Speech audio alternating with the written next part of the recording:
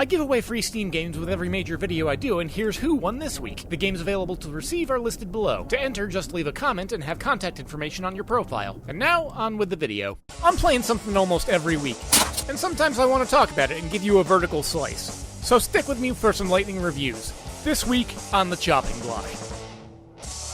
This week, I've not had too much time to play new games.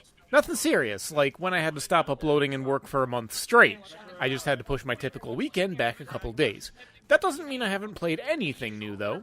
A game did pop up on my radar that seemed interesting. Enter Iron Lung. I first saw it shortly after the Titan sub incident. You know, that maritime disaster that befell a group of people that put their faith in a wealthy ultra-capitalist who shirked the wisdom of those who knew better, and proceeded to wipe out a few $100 million net worth of consciousness from the face of the planet. Apparently, the prospect of taking a small ship into an unfriendly and highly pressurized abyss is a little bit more dangerous than most people would be willing to deal with in real life, but sounded perfect for a video game. Iron Lung has actually been out for a little while, but the horror premise I relayed thus far makes sense as to why it would re-enter the cultural zeitgeist, although the premise is slightly different than just taking a submersible into a scary deep-sea environment. The story is, humanity was mostly wiped out except for those that were already amongst the stars, so things are already pretty bleak. The opening text blurb paints a full picture for the upcoming dive into despair. Desperate to find any clues that might bring about the survival for our species, or even just additional resources, a crew sends a condemned prisoner in a submersible with the guarantee that if they can survive, and return with valuable information, they will gain their, or in this case, your, freedom. A few more ominous details continue to darken the prospects, as the ship you are piloting isn't set to explore caverns and trenches of water,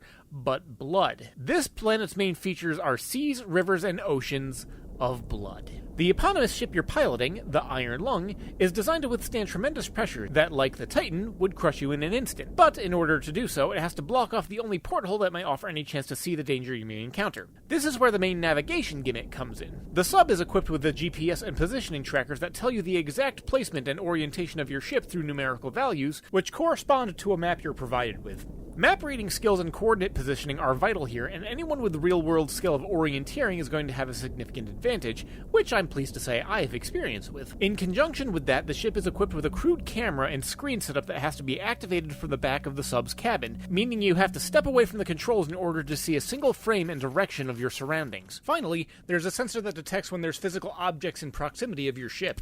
This is because if you collide with a wall, or anything physical, it's an instant game over.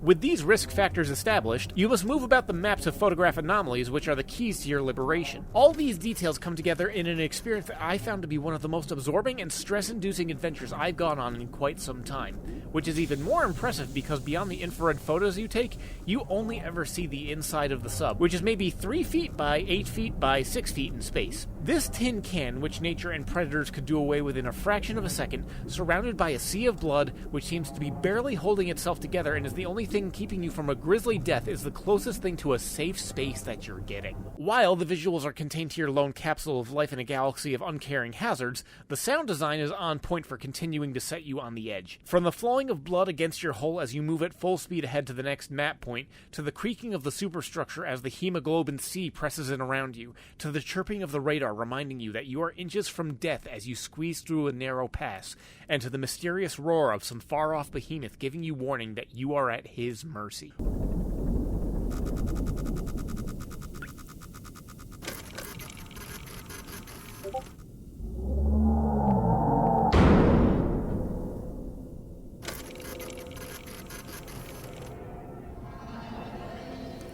With all these examples just serving as some of the pieces the game uses to unnerve you, it can be understandable why I found myself getting so nervous as I played. I even caught myself mumbling out loud to try and induce comfort.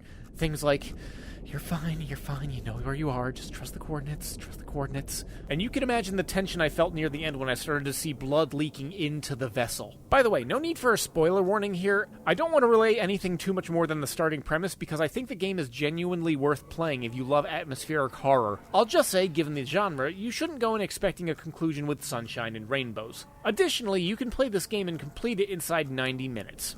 At $6, given how absorbed I was, I'd say I got enough value out of it. I mean, go to see a movie at a theater and fully kit yourself with snacks and you may need to get a second mortgage.